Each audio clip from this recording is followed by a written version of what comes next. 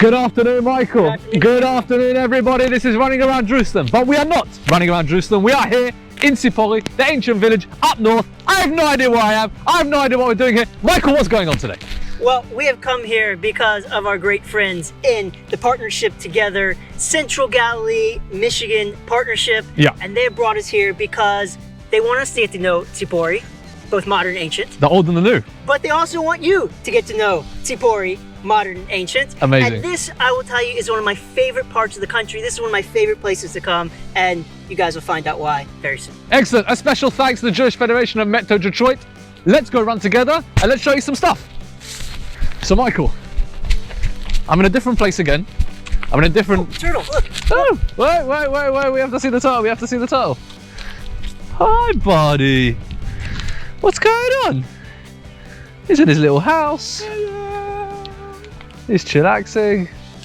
Hello. I put him back, poor little thing. Sorry, He's I know, scaring the hell out. Exactly. Scaring the crap out of this. Let's leave this poor little man alone. He's doing fine. He's not hurting anyone. All right. Okay, fine. I love the Galilee. That's part of the partnership region. Yes. If you come, you get turtles. Right, fine. Let's keep going. Okay, so we're in a different environment very clearly because I've got turtles and grass and trees. So where am I? Help me out a little bit here, Michael. Okay, so we are going on our way towards the ancient town of Zippori. Right. Which really was the major center in the Galilee from about 2,000 years ago throughout the Byzantine period as well. So we're talking about from 2,000 years ago until about, I don't know, 1,400 years ago? Right. So the main Talmudic period of Israel, one of the main hubs was Zippori, correct? Oh, absolutely. Right. To understand this place, first of all, I always think of it like the second book of Harry Potter.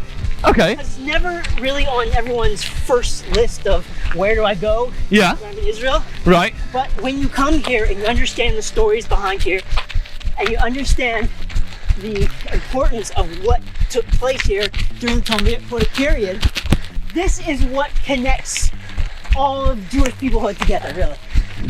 Like, it has more of an impact on our Jewish lives than many of the other places that people go to. Okay, explain that one to me. So you're saying that Zippori is one of the most important places in Jewish history. Why is that? What makes this place so important? All right, so I'll explain it to you by telling you a little story. Okay, cool. Okay. There was a lion who had a bone stuck in its throat. Is this a good story? It's a good story. Okay, fine. I'm just checking because with you never know. Right, fine, go on. Lion bone stuck in throat. The bone stuck in its throat. Okay, cool. And none of the animals could go to get it out. Yeah. Finally, there's this tiny little bird who went to the lion and said, I can get it out. You're right. The lion said, okay, go for it. And so the bird goes down into the lion's throat, Yeah. pulls out the bone, and comes out. And says to the lion, okay, I just saved you here. What do I get? And the lion says, you get to tell everybody that you went into the mouth of the lion and came out alive. Okay, what's that got to do with Zippori? So that's the obvious question, right? Right.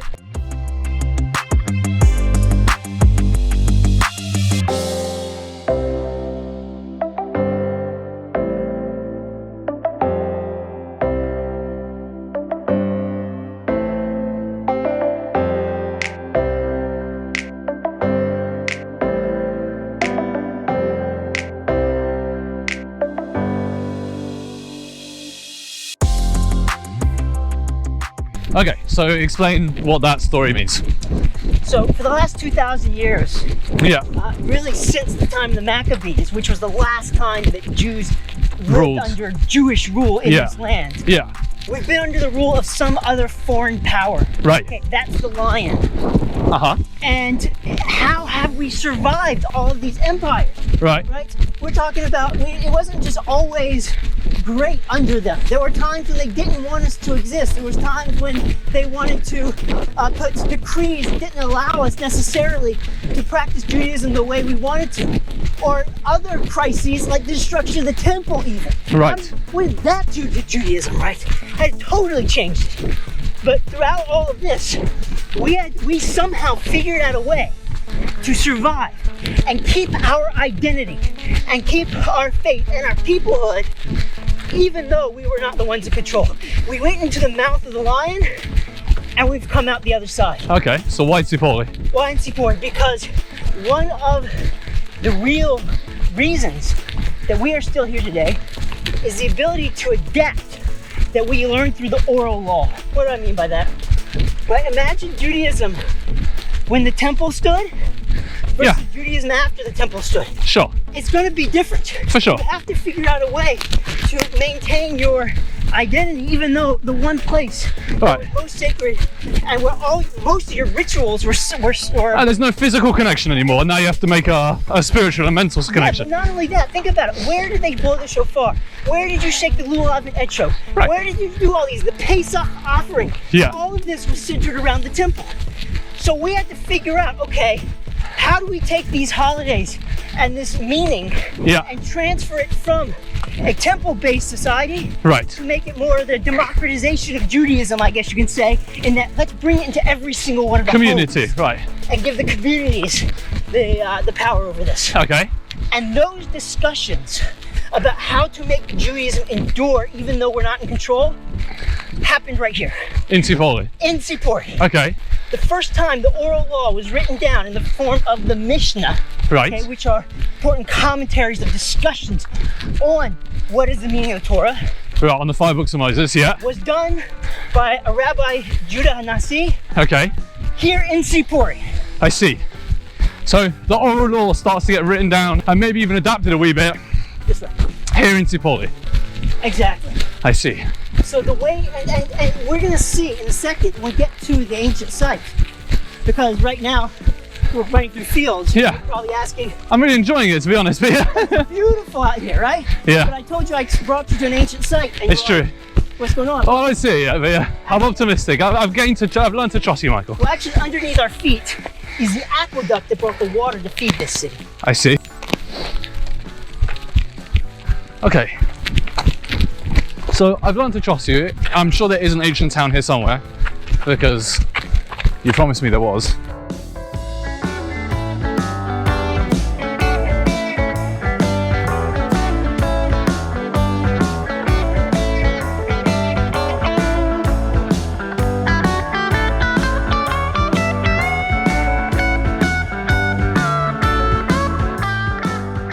You like my magic tricks? I do like your magic tricks. You want to see what it looks like in the aqueduct? I always like to see that. Here we go, you ready? 1, 2, 3.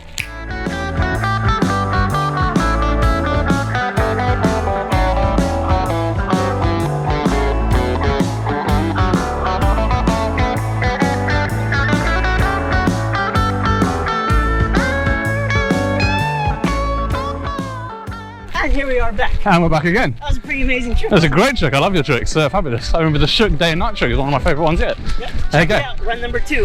Yeah. Okay, so that fed water into the main town and that came from the outside where we just started. Yes. And what's in front of me now, what's coming up on the hillside, is obviously the ancient town of Zippori. Exactly. This is the ancient town of Zippori. We're going to actually run through the marketplace, which is like 1,700 years old.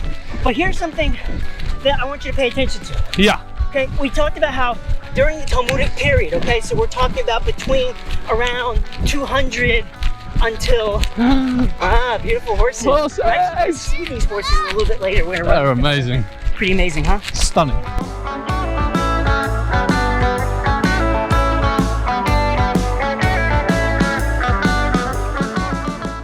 We said that during the Talmudic period, which is somewhere around 200 until about 700 CE, okay, that this was the heart and the soul of Judaism, really. Yeah. This area.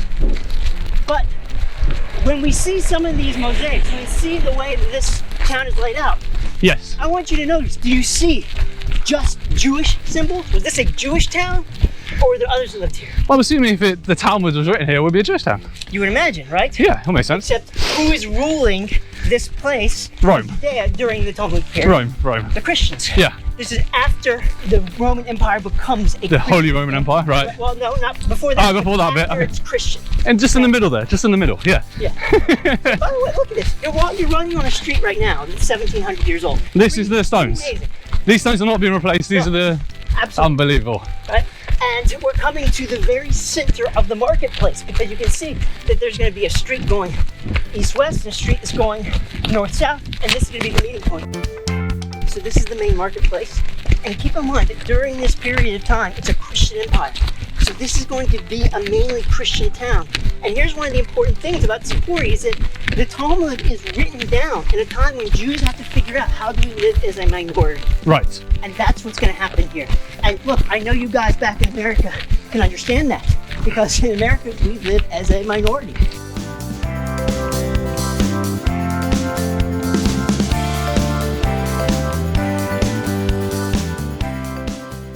So we're gonna go into this house, okay? Right. And some of those beautiful mosaics you'll find, which by the way, all around Zippori, it's known for its beautiful mosaic floors, as you can see all over the place. See one right here, yeah. Yeah, and one of the main ones that we're gonna go and see in a moment, right over here, they call it the Nile mosaic. Nile? The Nile mosaic. As in the river Nile? As in the river. Now, where Why are we so? right now? Does that anything, are we anywhere near the Nile? No. I mean, we're closer than you guys are back in Yeah, Detroit. still not close by. Right, in Michigan, and you're gonna see, you have the picture of the Nile god, you have the picture of these Greek and Roman gods.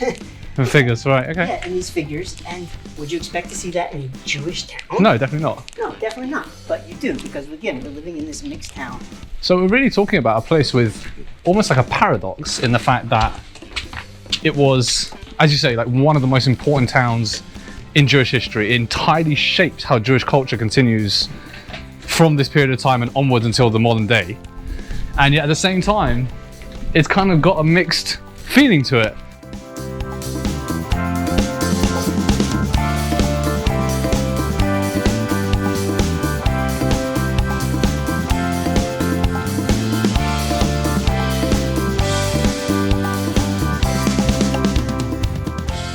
It's under foreign rule. It lives under foreign rule. It creates, these beautiful mosaics and culture, which is not something you see in typical, completely Jewish places. So it really has like a very interesting feel to this place, no? It does, and the interesting is, anyone who's familiar with mosaics in Jewish areas from the time of the Second Temple period, mainly, let's say, Herodian period, Yeah. it's geometric shapes.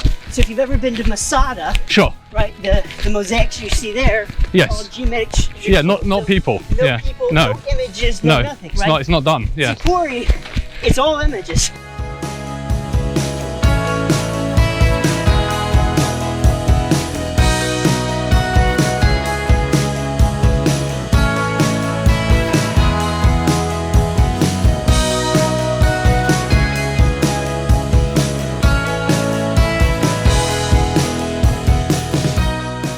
So we're heading up from the marketplace, okay? This would have been the main place where you interact with your Christian neighbors, Right. okay? And we're heading up towards where the living quarters were, essentially, the living spaces. So while we were down there, that would have been a house just off the marketplace? So that probably is not a house. It's probably some type of public building. They don't actually know what it was. I see. Now, the joke the archaeologists always make is that if you don't know what something is, Yes. it has something to do with worship. I see. Okay. No one really knows. Didn't know this joke must be a tour guide, people. that purpose. Okay. If you look at the part that's excavated here, this is not the entire city. Right, for sure. Zippori was a huge city, and let me just give a little bit more context here. Go back to Talmud period. Let's say around 220 CE, which is when the Mishnah was compiled. Yes. Okay? What had happened? The temple had been destroyed. Yes. There had been 2, or really 3, Jewish Revolts. that Yeah. had been bloodily put down by the Romans over the past 100 years. Did not end well. Yes. No, okay? The leadership of the Jews was destroyed after the Bar Kokhba revolt. I'm sorry. Can I pause your murder and Jews? Check out the view, man. This is only part of it. We're not even at the top yet. That is stunning. I love it. Okay, sorry. I did not mean to interrupt, 1, our running uphill, and 2, your stories of death and destruction of Jews. Please continue. Yes. So 3 revolts, all bloodily put down. How did this place survive?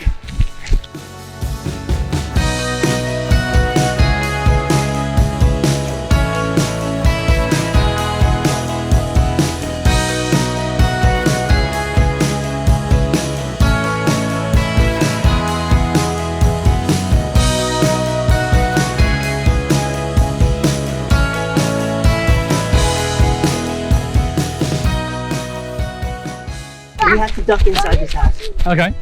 They call this Dionysus' house. Dionysus. Yes. That's a great name. Yes, the Greek god of wine and a bunch of other things.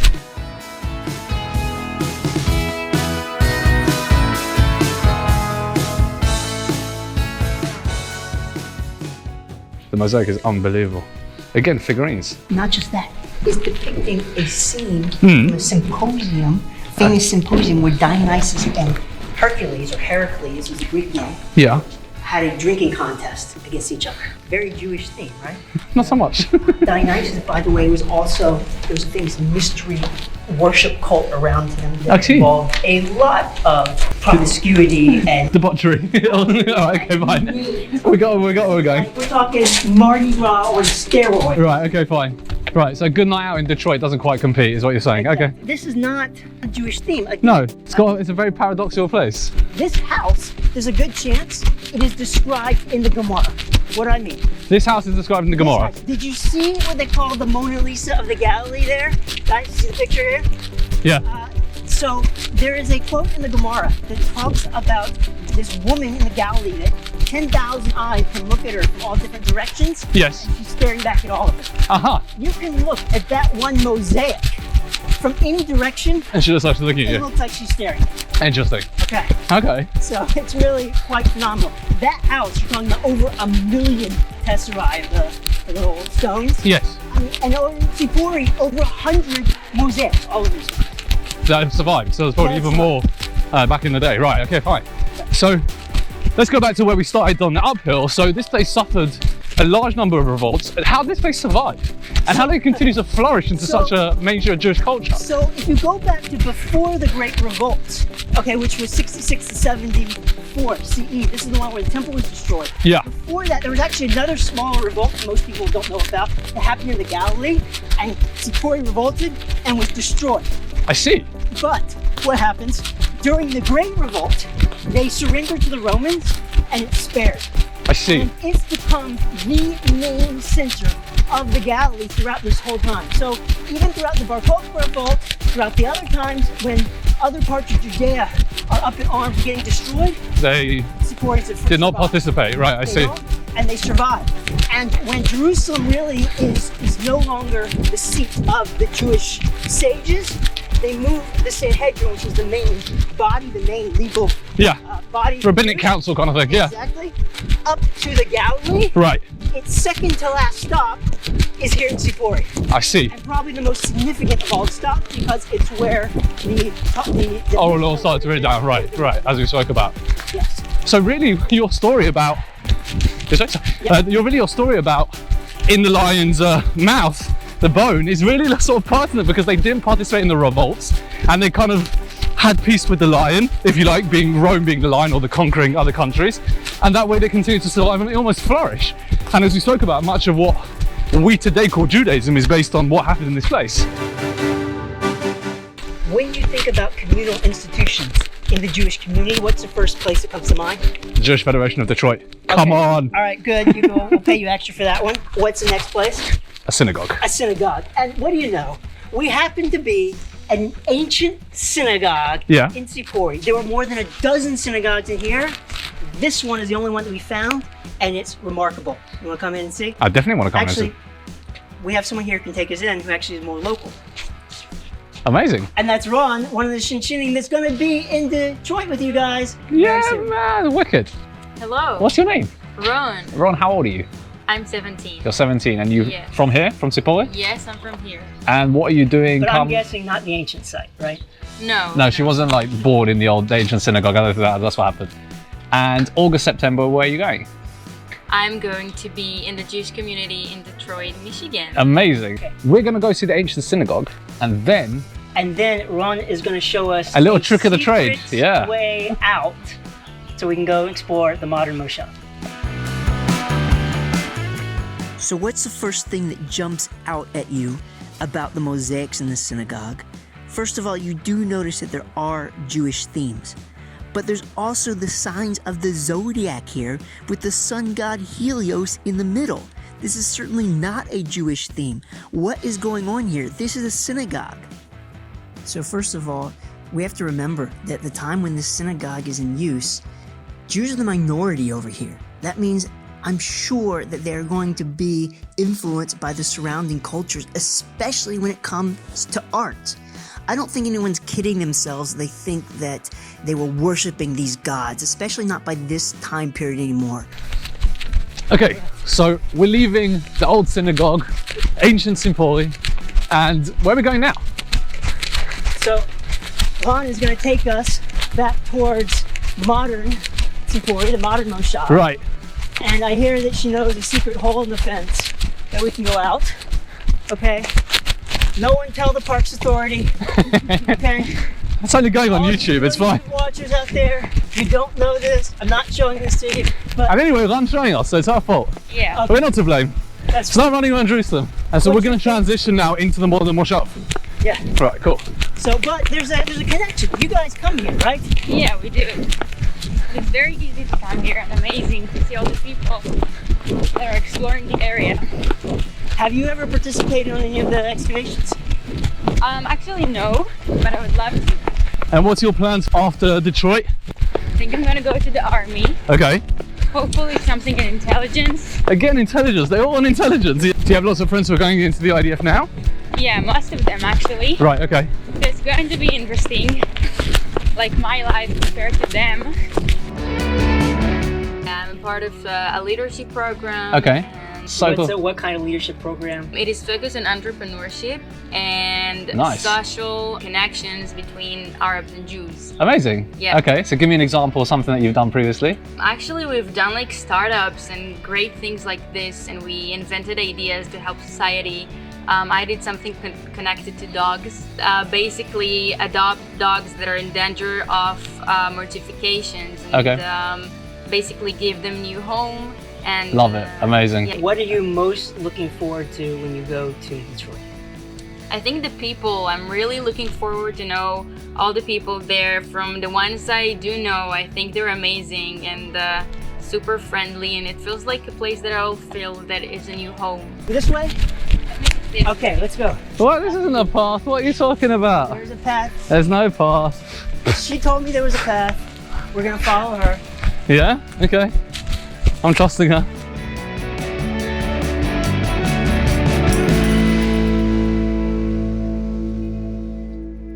This is our path. This is our path. Just watch out for the This is Ron's barbed wire. secret barbed wires holding the fence. Okay.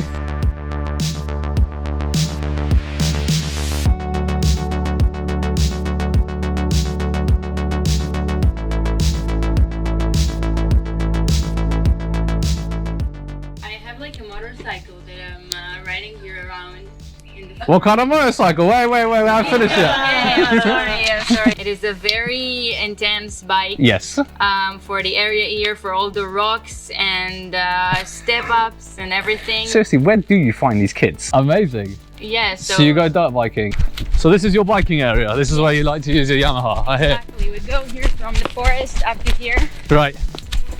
And this is like a serious dirt bike. And you do jumps? Of course. Oh, come One of the on. things I do is motocross, which basically jumps and Yeah. positions. But you know, on Saturdays when I want to chill out, I'm riding here. When she wants to chill out, she's just riding, Michael. Yeah. Riding around ancient ruins. And the Yamaha 125. Can you get better than that? What I love about us on the way to the modern moshav at Zippori Yeah. is the connection that people have here to their history, to the ancient site here. One of the professionals working for the partnership, Hadass, who has been amazing. Amazing. Helping And us work patient. together. Endlessly patient with us. She also Yes. lives in Zippori, She does. and she was telling me how, for example, she as a kid, they would come up to here when they were excavating the site that we were just at Right. and help with the excavations. And her sister was involved in the excavations that revealed the Mona Lisa that we mentioned. The one in the Louvre. That's right. What? No. Not that one. The one of the Galilee. Ah, okay, fine. That's right. But I have a secret surprise for you here that she showed me the last time we were here. And that is, if you want to find antiquities and stuff, coins and mosaics and tiles, there's this ditch in the modern moshav where you can just go and they wash down there all the time. You spend 2 minutes looking in there and you pick up this like magnificent mosaic tile. Really? Yeah. Just running down into the river. Amazing, I love it. Michael, I have faith in you that the old moshav was going to appear. You told me the new one's going to appear as well. I'm starting to become skeptical, man. Are you sure it's here? It is. It's not that far a run to go from the old one to the new one.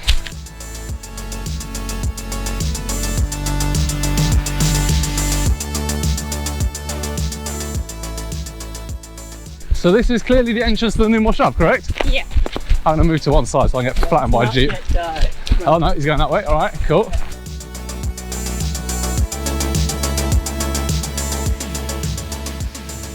Thank you for showing us that wonderful shortcut. Yes, You're welcome. You should come more. we definitely will come back again. We absolutely loved it. Thank you so much. Thank And we'll see you again guys. soon. Have a great year in Detroit. Thank you. Bye-bye. Modern moshav. Modern moshav. Okay, give me some bits and pieces on the modern moshav. First of all, I gotta do a little transition here. Okay. Okay, so there's a famous archaeologist here in Israel, or was a famous archaeologist, Galilee-Michigan. We've spoken to about him a number of times. We have. So, in his book about the excavation from Bar Kokhba, he says something very powerful to me. He says, I've come here and all I see around me are these ruins of these Roman camps, right? But where are the Romans today? All I have are their stones. Yeah. Yet I get to come back 2,000 years later in order to pick up the belongings that my ancestors left behind. I see. And that's essentially what these kids are doing. What's the first stop of our tour? Okay. Amongst these absolutely stunning houses. Yes. We are going actually to an olive oil facility. Okay. I did indeed go the right way. I mean, that happens sometimes we're running around Jerusalem. We get lost, we take the wrong turn. Right. We're taking the wrong turn. We were expecting olives, we got goats. I don't know.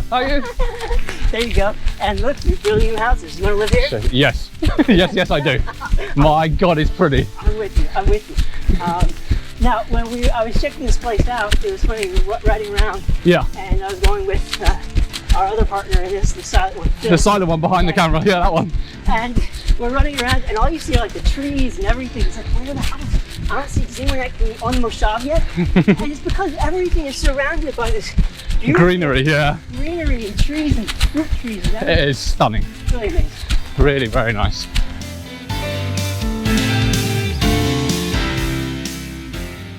First stop, olive press. Yes. Right. I've got a story for you about this olive press. Okay. Do you remember when we did the run in Sataf? I do. And I told you about the goat farm there? You're talking about the goat farm. Turned Best up early in the goat morning. cheese in the country, down in Sataf, outside of Jerusalem. Yeah. Now, when we arrived at that goat farm at like 7 a.m. and the guy thought I was crazy, Yeah. okay, so I happened to be not just into goat cheese at that time, but I was searching out the best olive oil in the country as well. Okay. And so these guys knew what they were talking about. So I said, tell me, where can I get the best olive oil in Israel? And the guy says without hesitation, Reish Lakish olive oil. In Moshav Zippori. In Moshav Zippori. So it's a funny name. Reish Lakish. What is this name? So Reish Lakish is the name of one of the most important rabbis from the Talmudic period. Okay. So Ties in nicely to what we're talking about back there. Okay, nicely. exactly. All right, cool. And it's like a modern kind of olive press, or it's a more traditional kind of I one? mean, it's modern, but it's organic. And we make amazing olive oil. Amazing.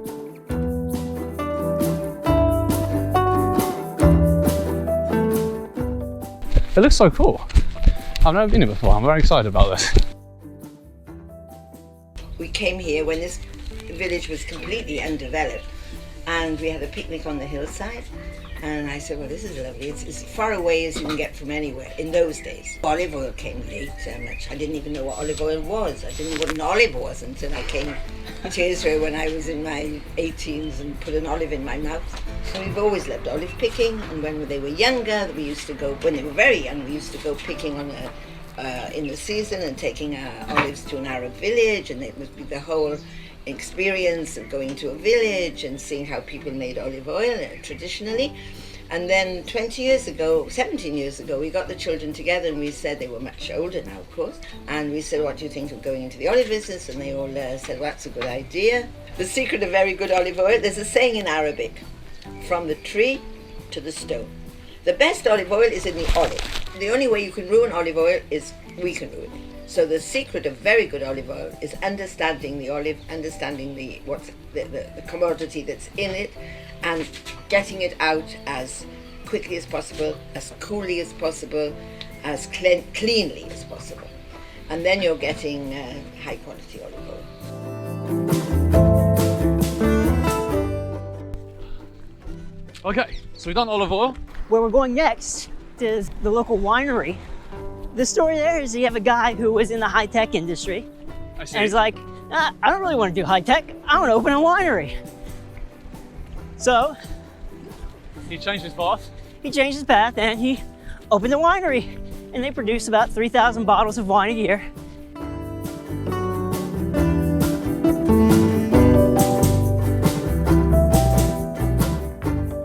But remember I told you that ditch where you can find mosaics?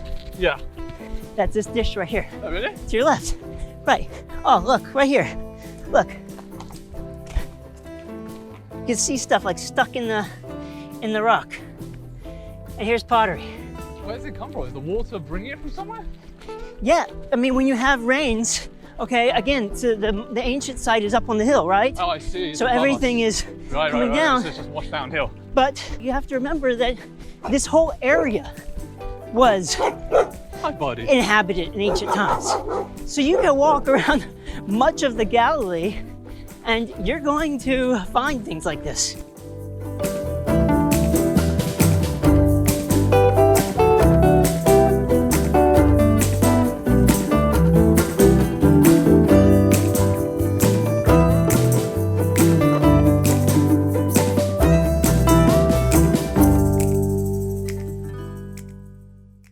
So here's the winery right here. All right, yeah, that's too far. I And see it. come in here with me. You got to see how beautiful the area is here. And Oh, wow. you know, now you get a sense of what Phil was talking about, where the houses, and you step in, and all of a sudden you see these beautiful I love the houses and Yeah, areas. yeah. Terrain. Come on, guys, come with us. Come take a look at this area. Here's the boutique winery, Yeah. and right behind it, you have, come over here, I gotta show you this. The vineyards are right behind him. I mean, see. everything's local here. And you see the building right in front of us where they do a lot of the winemaking? The bottle that there's like. The walls are made out of wine bottles. Yeah.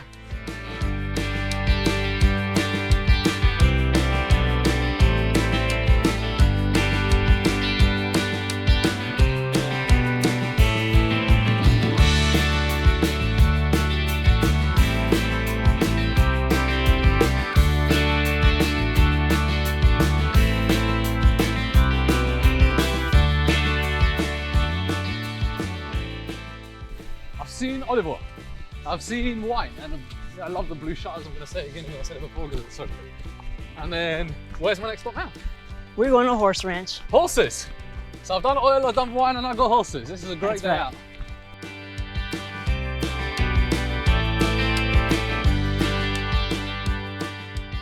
And remember the horses that we saw at the beginning? Yeah, on the entrance, yeah. These are the owners. They're from See. Argentina. They've been here for 40 years. They have 70 horses. You can come, you can ride with them. You can do trail rides. You can go all over the Why the countryside. hell are we running then?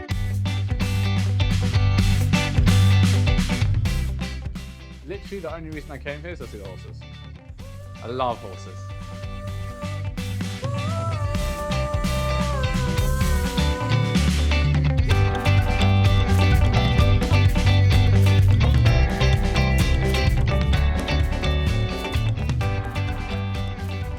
For those who Coffee, just chill. missed that, okay, is that one of the little boys from here just chased us the entire way of this stable to bring Phil a cup of By the coffee. way, that's Phil. That's You Phil. never see him or hear him, Okay. but he's there. Amazing, amazing hospitality here. Daniel, you gotta look at this. Look at these olive trees. Oh my Whoa, god. you see the chameleon on I the can tree? see horses. There was a horses. chameleon on the tree. I don't need The chameleon. same color as the olive tree. Wait, I didn't see him. Because he was the same color as the olive tree. That's I why. must.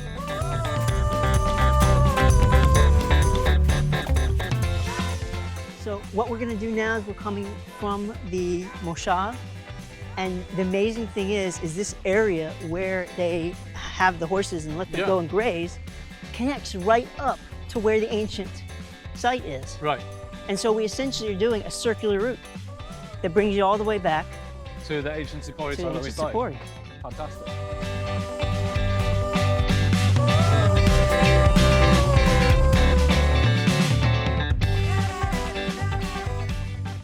The ancient and the old Zippori really are one would below not the other, surprise effectively. it would not surprise me if you dug here and you found remnants from the ancient Zippori. Right. Oh, you said it was a large city. It's just we found only a small amount of it, really.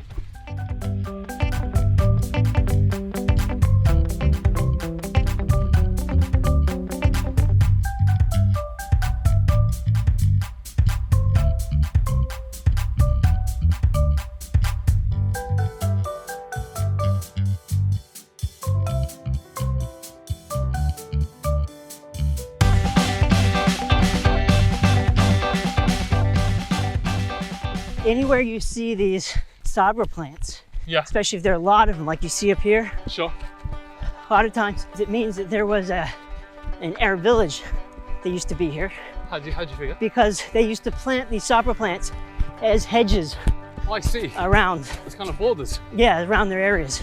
Oh. So you'll see it. Doesn't mean everywhere, but a lot Right. of places where it's straight, Good chance. and there's a lot of them, there's a good chance. We saw that at Lifta, we saw that at Sataf, Yeah, and other places like that. for sure. And there definitely was an Arab village in this area too, so.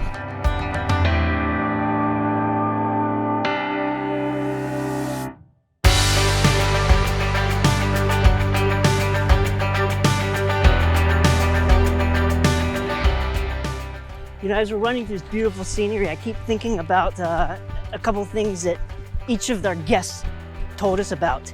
That when we talked to Ron about what she's looking forward to in America. Detroit, yeah. Yeah, she's talking about the people and the connections that she makes there. Absolutely. And when we talked to Rachel from Reish Lakish, she said, why did we start in the olive business?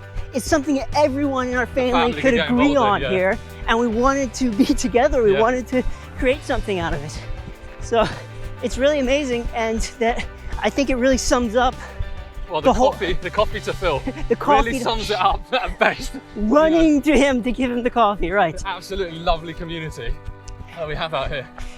So if we come back to the purpose why you and I and Phil are out here today, it's partnership, right? It's communities. Got it. Live in completely different, continents, and yet want to get involved, want to talk to each other. And when we talk about how it is that you go into the lion's mouth Yeah, and you come out with the bone.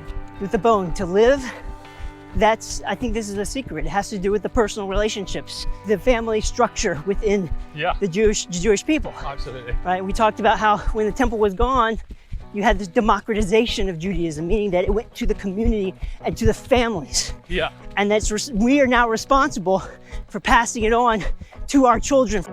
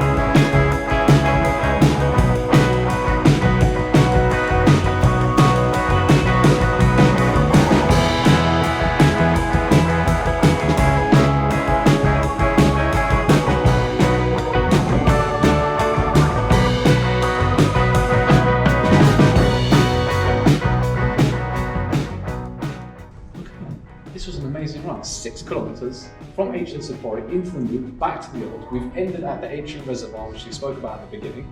This is the beginning of that tunnel, which all the way leads underground to the main marketplace that we saw. This was an incredible run. What I would recommend in Detroit is when you come out here, park your car at the top and do the circuit that we just did. Just follow the route. Park the car, walk with the kids, come back again. A great day out. Go on a Really little fun. horse adventure. Horse adventure, get some olive oil, some wine, maybe not with the kids, and a cup of coffee at the end with the horses. Sounds great. Amazing. See you next time. Please subscribe to the channel, subscribe to Facebook, and talk to us. We would love to hear from you. Coming next time, Running Around Jerusalem. Have a good one.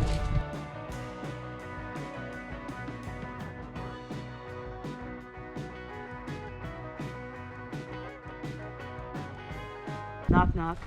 Who's there? Interrupting cow. Interrupting. Moo!